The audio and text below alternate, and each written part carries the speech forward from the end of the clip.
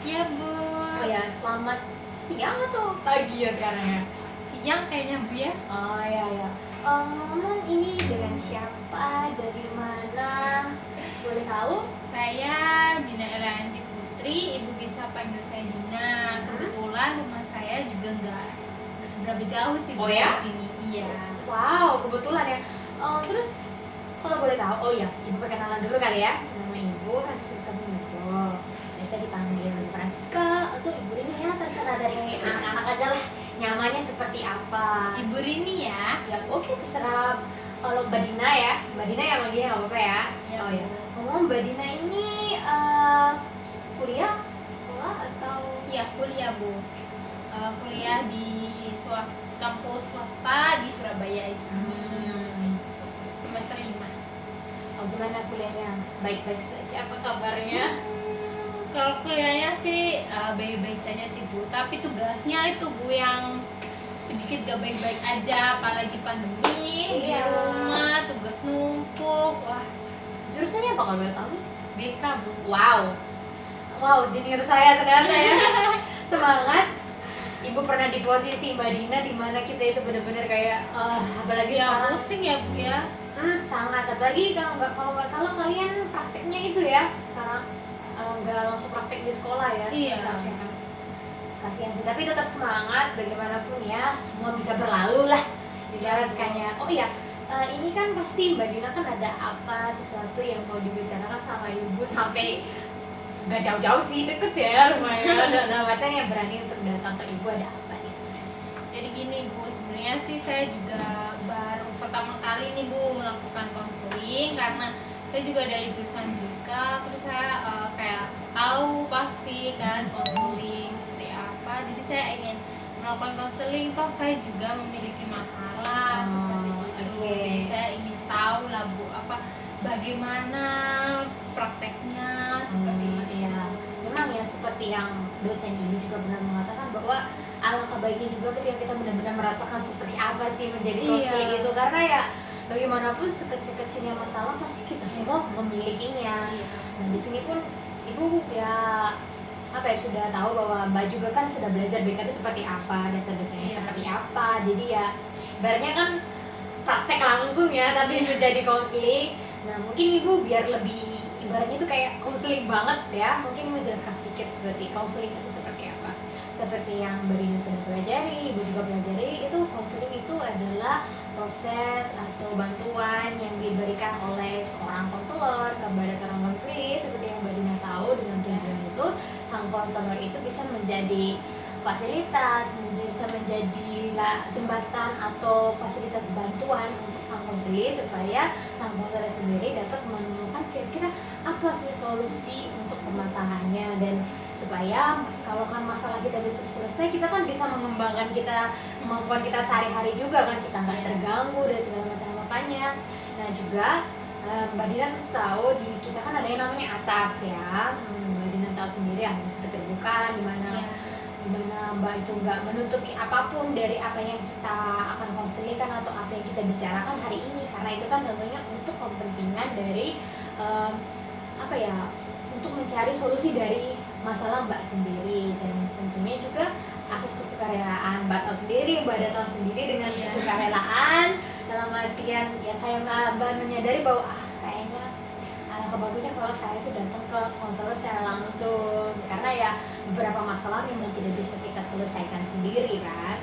Terus yang paling penting banget di sini adalah asas kerahasiaan. Mbak Dina tahu sendiri, Mbak Dina nanti akan menjadi seorang konselor, alangkah sangat penting sekali asas kerahasiaan dalam konseling. Begitupun yang akan ibu lakukan sebagai mohon maaf ya, aduh HP-nya jatuh. Jadi cara mana tadi? Kerahasiaan, betul, asas kerahasiaan, di mana apa yang Mbak ceritakan, apapun yang kita bicarakan hari ini, itu pun tidak akan dalam artian itu keluar dari ruangan ini atau keluar dari ibaratnya hubungan kita sebagai konselor dan konseling. Kalaupun kita butuh untuk mengungkapkan itu di luar sesi konseling kita, itu tentunya adalah karena mereka itu adalah orang-orang yang ibaratnya itu terlibat dalam proses untuk mencari solusi dari permasalahannya Mbak Dina, atau memang tentunya itu adalah atas izin dari Mbak Dina, agar ya tentunya itu kan semuanya kan untuk kebaikan Mbak Dina gimana supaya menemukan solusinya. Bisa dipahami? Ya bisa sih Bu, cuma dari yang asas kerahasiaan ini memang saya juga sudah mempelajarinya seperti itu Bu. Tapi saat saya sekarang menjadi konseling, mungkin pasti ada rasa takut sedikit-sedikit ya Bu ya, pasti untuk ya. menceritakan untuk itu. Jadi memang benar-benar terjamin ya Bu ya. Terjamin. Dalam artian di sini kan ibu kan sebagai konselor ya, ibu berkeinginan menjadi seorang konselor, so tentu ibu juga harus tahu aturannya seperti apa. Dan dalam artian kan ini kan suka, dalam artian ya kalau kata-kata aku ini kan suka seorang konselor kan, karena ini kan utamanya kita adalah supaya sang konselor itu bisa nyaman, bisa menyelesaikan permasalahannya gitu loh Mbak. Seperti Mbak nanti kan pasti Ina sebagai konselor kan seperti itu kan. Gitu. Ada yang mau ditanya lagi? Enggak sih Bu, sebenarnya sudah cukup. Oke. Jadi gini Mbak, tadi kan katanya itu saya punya masalah tuh. Iya. Kalian lah buat tahu aja gitu. Jadi kalau jadi konseling itu kayak apa? Mungkin bisa dijelaskan dulu Mbak permasalahannya seperti apa? Ya jadi gini Bu, saya nih kalau dikatakan fobia sih sebenarnya saya nggak merasa fobia ya Bu ya, tapi banyak teman-teman saya, orang-orang di luar saya itu yang mengatakan bahwa saya itu fobia karena memang saya itu takut sekali pada hewan kecil. Itu kecoa Bu, seperti itu, dan kayak sangat mengganggu banget kan Bu, apalagi kecoa itu di mana-mana selalu ada, apalagi musim hujan, di rumah itu selalu ada tiba-tiba seperti itu. Dan sedangkan saya itu mengalami ketakutan dengan kecoa itu seperti itu Bu. Di sini memang ketakutan saya ini kayak gimana Bu ya, kayak sepertinya kan saya sendiri gitu yang mengalaminya seperti itu, karena teman-teman saya tuh biasa aja seperti itu, malah kadang mengejek saya, lah itu masih kecoa aja kecil, benda kecil ngapain sih takut, kan kecil udah disingkirin aja udah bisa. Tapi saya mengalami ketakutan itu, saya nggak bisa, kayak nggak berani seperti itu. Oh, berarti di sini Mbak itu ibaratnya itu kan punya ketakutan tersendiri kepada kecoa ini. Nah, ketakutannya ini sangat takut aja atau kayak gimana?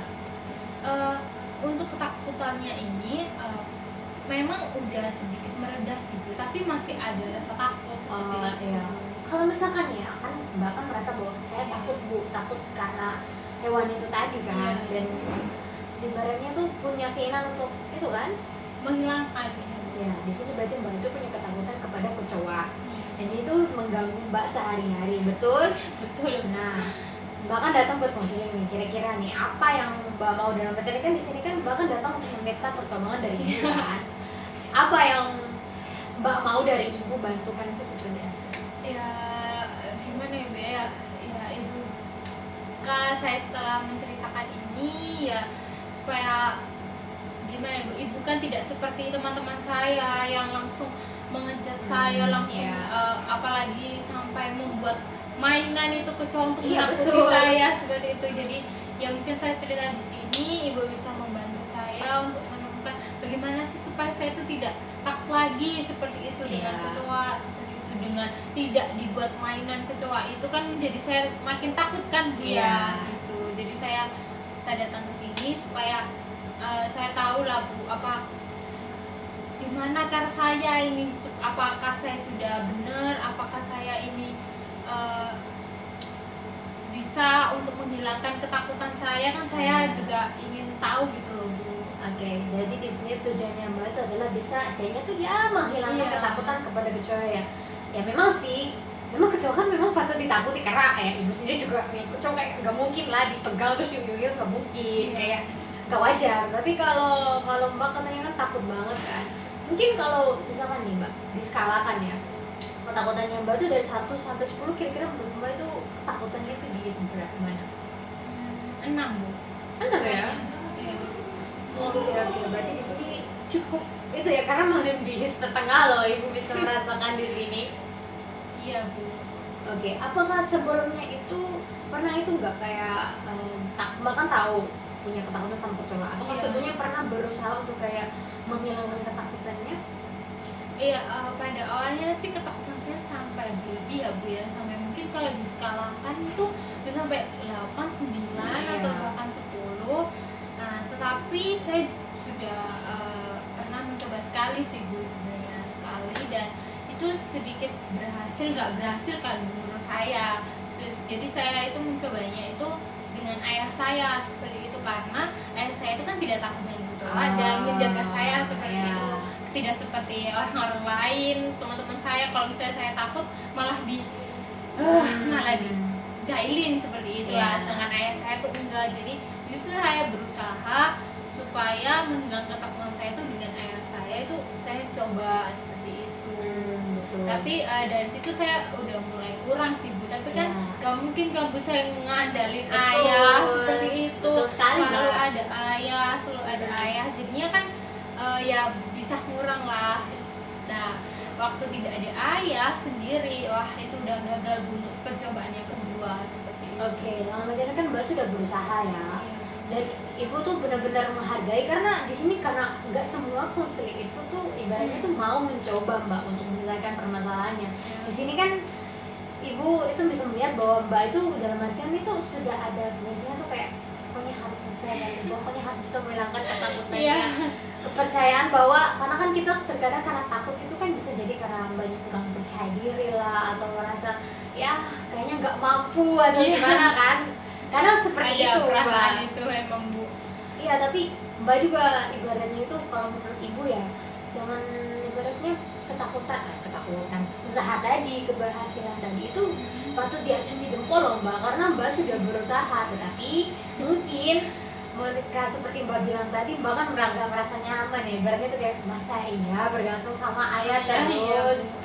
Nah, terus coba loh Mbak bayangkan ibaratnya kan Mbak tadi keluhannya kan ibu bisa tarik di sini bahwa Mbak itu ingin melakukannya sendiri, menghilangkan ketakutan itu sendiri tanpa ibaratnya itu bergantung pada ayah kan. Nah, kira-kira coba Mbak bayangkan kira-kira apa sih yang bisa Mbak lakukan di masa depan untuk bisa menghilangkan ketakutan ini? Coba dibayangkan dulu, jangan dipikirkan kayak rasional enggaknya, itu coba kayak berandai-andai aja gitu loh Mbak. Jangan bayangkan kayak nanti ini nanti itu, jangan. Coba dibayangkan aja.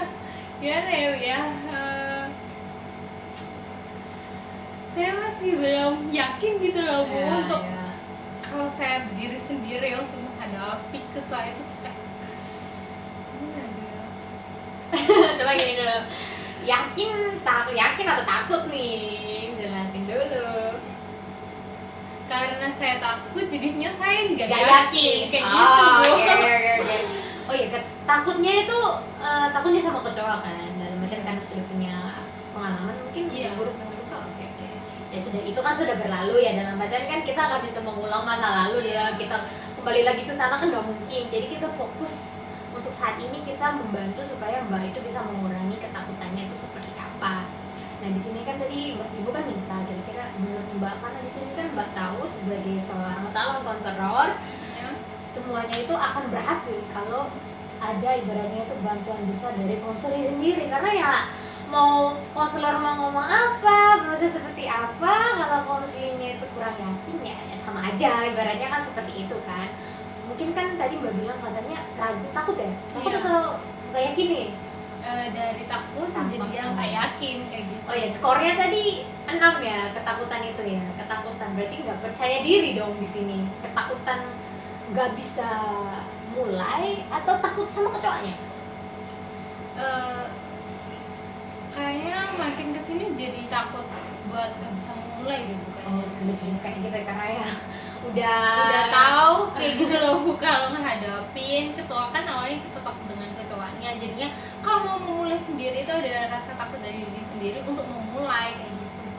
Oke Mbak, di sini kan takut memulai ya, dan itu sebenarnya kan sebuah problem ya untuk seorang, ya kita sebagai manusia wajar sih sebenarnya kita punya ketakutan dan segala macamnya. Tapi saya yakin ya Mbak, kalau menurut Ibu ya, Ibu tuh yakin bahwa tiap orang itu mampu untuk itu, karena ya tujuan kita melakukan konseling adalah supaya kita tuh bisa, sama konseling kan bisa menyadari batas sendiri supaya bahwa kita itu sebenarnya mampu, kita sebagai manusia Cuma terkadang memang dari bahasa kita, dari budaya kita, misalkan mungkin sehari-harinya itu mungkin sehari-harinya itu biasanya kan Mbak tadi kan kebiasaan kan sama ayah terus, jadinya kan nggak biasa kalau menghadapinya itu sendirian. Nah itu ya nggak salah sebenarnya, dalam artian kan kita kan nggak bisa mengatur itu kan.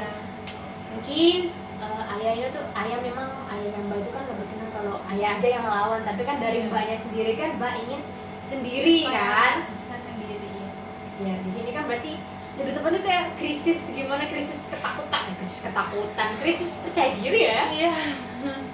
Oke, tapi ibu tanya dulu deh, sekiranya Mbak percaya nggak kalau sebenarnya tuh Mbak itu sebenarnya sebagai seorang makhluk Tuhan yang paling sempurna di dunia ini, mampu sebenarnya, malah sangat mampu untuk melawan dalam artian apa sih ketakutan itu apa yang perlu ditakuti. Coba Mbak bayangin deh, kecoa itu apa sih? Cuma sebuah bukan ya sama-sama makhluk Tuhan yang perlu kita hormati sebagai sesama makhluk Tuhan, tapi ya bukan takut, hormat sama takut, tapi kan kita kan ibaratnya derajatnya masih di atas hewan Mbak. Jangan sampai itu kan, coba Mbak bayang deh, coba kalau Mbak itu ketakutan terus, Mbak terganggu terus, coba Mbak nanti janganlah sebagai jadi konselor aja Mbak punya ketakutan sendiri, Mbak membantu orang lain untuk menyelesaikan masalahnya. Dari Mbak sendiri sebagai konselor seperti itu gimana?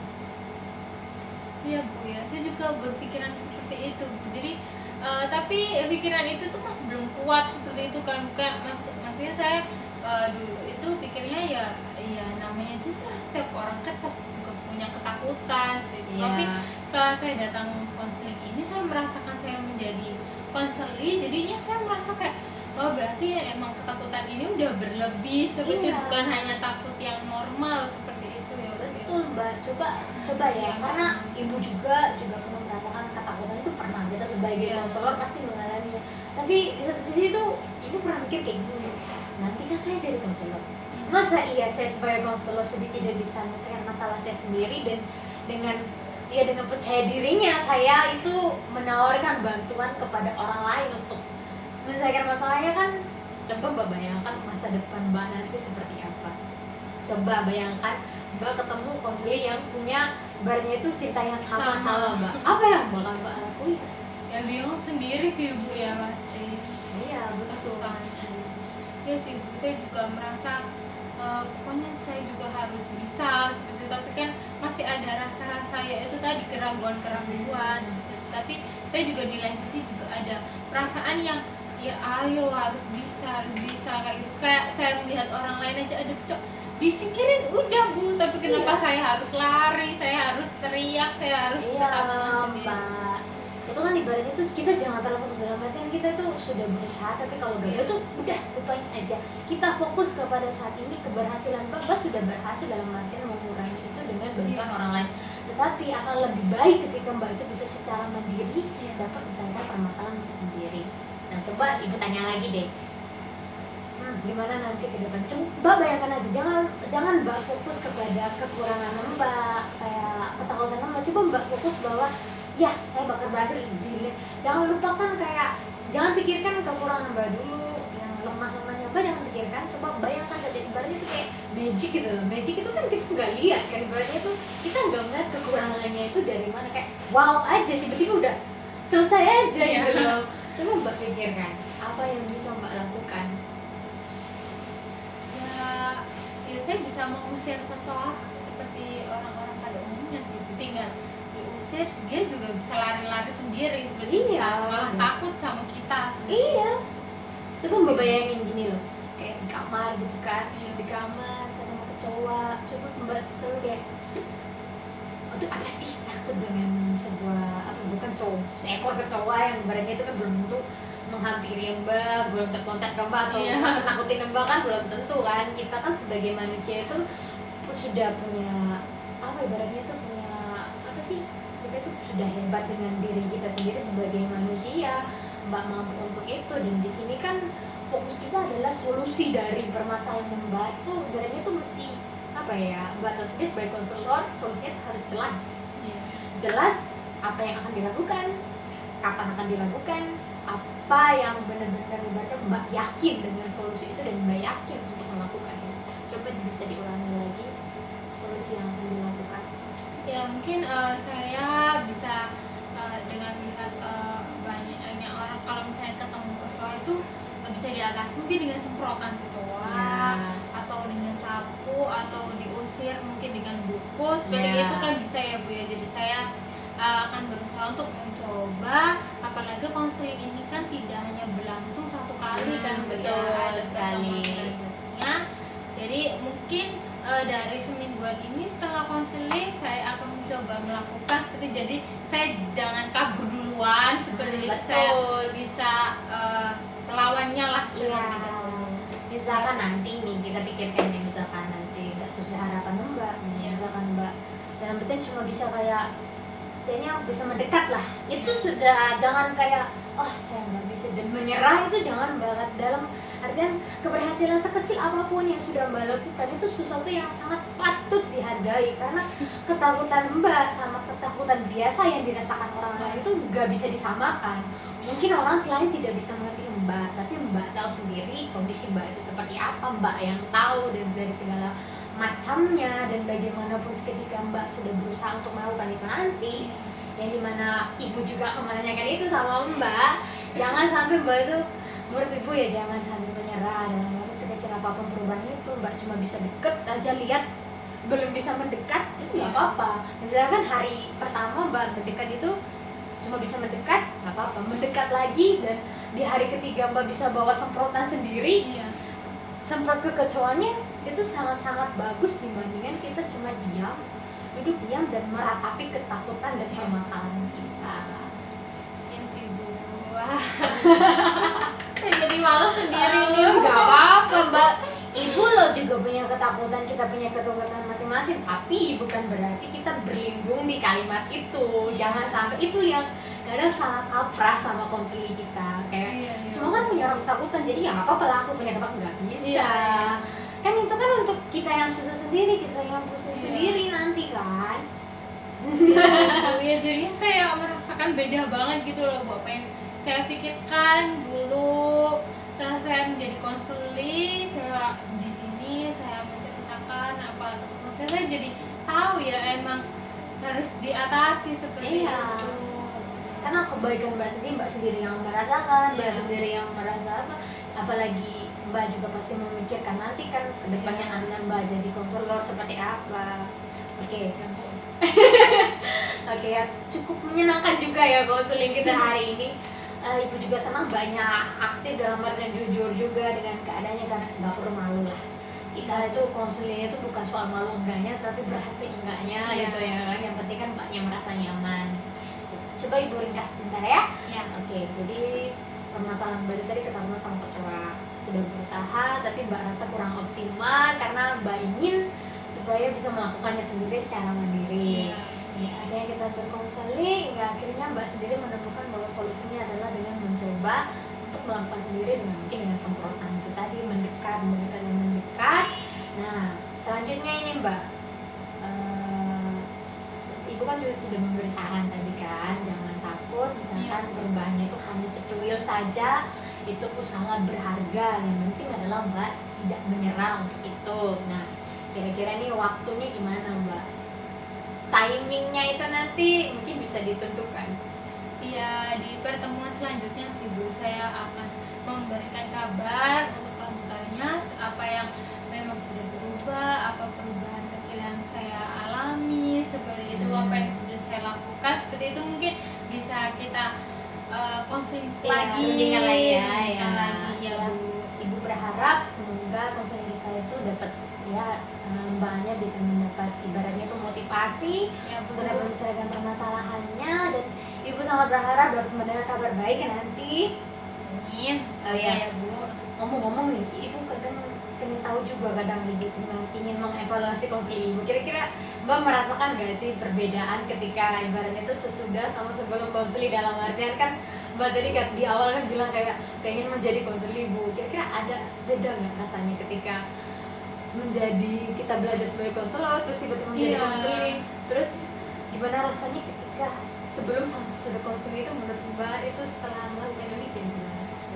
Beda banget sih Bu, saya jadi merasa bahwa memang waktu saya belajar sebagai konselor itu kita memang benar-benar untuk membantu konseling seperti Iya. itu. Tetapi waktu saya sekarang menjadi konselor itu saya menceritakan masalah saya itu menjadi kayak saya berpikir dua kali seperti itu Bu, Iya. karena masih banyak ada ketakutan-ketakutan seperti itu. Jadi yang dirasakan konseling itu memang tidak mudah seperti Iya, itu betul ya Bu sekali. ya.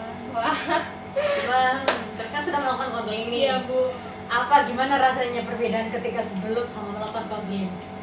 Ya jadi lebih lega sih Bu, lebih senang juga, lebih tahu ini arahnya itu seperti apa, karena waktu saya belum melakukan konseling saya hanya menganggap ini hanya cuma permasalahan seperti itu yang ketakutannya ya udah saya takut seperti itu aja kayak itu. Tapi setelah saya melakukan konseling saya jadi tahu bahwa ini memang ketakutan yang sangat mengganggu.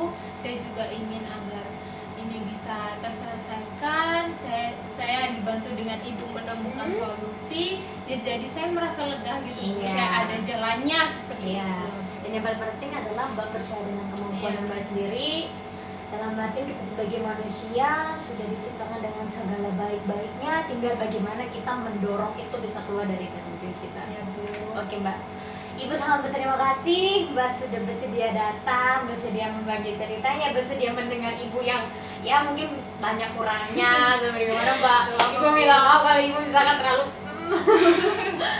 memang tipenya seperti ini ya.